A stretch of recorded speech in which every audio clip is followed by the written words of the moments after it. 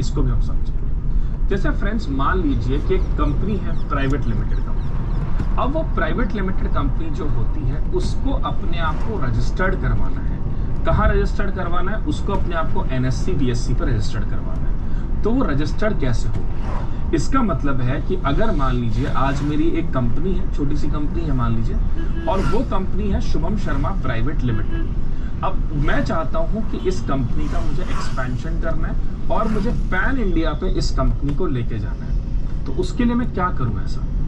What I should need to do to expand my company?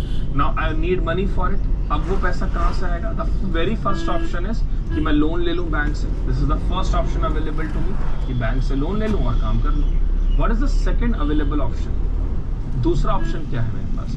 The second option is कि मैं अपनी share holding जो है वो लोगों के साथ शेयर करूँ। मतलब जो मेरी ओनरशिप है उसको मैं डिस्ट्रीब्यूट करूँ अमंग द पीपल, ताकि जब मैं ओनरशिप डिस्ट्रीब्यूट करूंगा तो लोग मेरे को पैसा देंगे, लोग मुझे मेरी कंपनी में इन्वेस्ट करेंगे और उसके बदले मैं अपनी कंपनी के शेयर्स को दूंगा। तो ये सबसे पहले हमें यहाँ पर ये जानना जरूरी है कि ये शेयर्स को दिया कैसे जाता है। तो यहाँ पर शेयर्स दो तरीके के होते हैं, एक होता है इक्विटी शेयर, एक होता है प्रेफरेंस शेयर। इक्विटी शेयर का मतलब वो शेयर जो आपको ओनरशिप राइट है।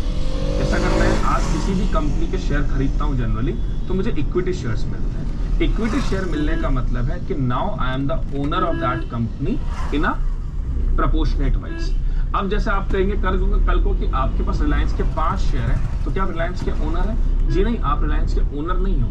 आपके पास ओनरशिप राइट बिल्कुल है, लेकिन रिलायंस का ओनर आज भी वही व्यक्ति है लीगल सेंस में जिसके पास 51% से ज्यादा ओनरशिप है। तो अगर अंबानी जी के पास, मुकेश अंबानी जी के पास रिलायंस की 51% से ज्यादा होल्डिंग है तो he is the major owner of that company.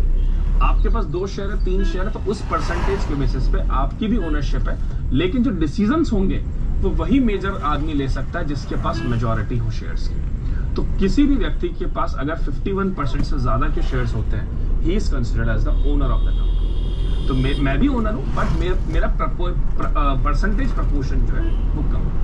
Equity shareholders are the one who take active participation in the management. Now, what is preference share? Preference share कौन होता है? Preference shareholders कौन होते हैं? जो इनिशियली कंपनी में कोई पैसा पुट इन करते हैं और उसके बदले उन्हें प्रेफरेंस शेयर्स दिए जाते हैं। प्रेफरेंस शेयर होल्डर्स जो होते हैं इन्हें एक फिक्स परसेंटेज ऑफ डिविडेंड दिया जाता है, चाहे कंपनी प्रॉफिट में हो या नहीं हो, इनको इनका अमाउंट दिया जाएगा ही जाएगा। और कंपनी अगर मान लीजिए इनको किसी साल डिविडेंड नहीं दे पाती है तो अगले सालों में, अगले 2-3 सालों बाद कंपनी क्यूमुलेटिव डिविडेंड इनको देगी। डिविडेंड क्या होता है? अपने प्रॉफिट का कुछ परसेंटेज कंपनी डिस्ट्रीब्यूट करती है अपने शेयर होल्डर्स को। क्लियर हो गया ये बात? अब एक और फायदा प्रेफरेंस शेयर होल्डर्स को क्या होता है कि प्रेफरेंस अगर कंपनी मान लीजिए वाइंड अप हो जाती है, बंद हो जाती है कंपनी, तो जो पैसा है सबसे पहले प्रेफरेंस शेयर होल्डर्स को दिया जाएगा। उसके बाद अगर कुछ पैसा बचेगा तो वो इक्विटी शेयर होल्डर्स को दिया जाता है। लेकिन प्रेफरेंस शेयर होल्डर्स जो है ये कंपनी में एक्टिवली पार्टिसिपेट नहीं कर सकते, ना ही इनके पास वोटिंग राइट्स होते हैं। ठीक है फ्रेंड्स?